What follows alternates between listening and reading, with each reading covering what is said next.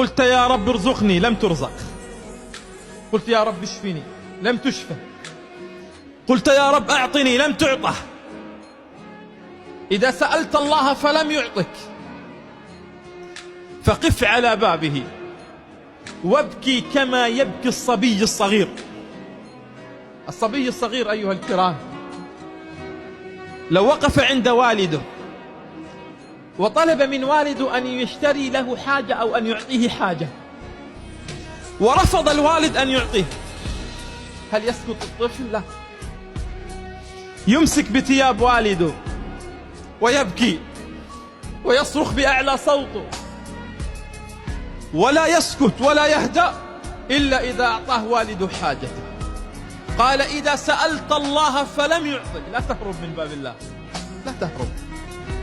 إذا سألت الله فلم يعطك فقف على بابه وابكي كما يبكي الصبي الصغير، ولا تغادر باب الله إلا وقد أعطاك الله حاجتك.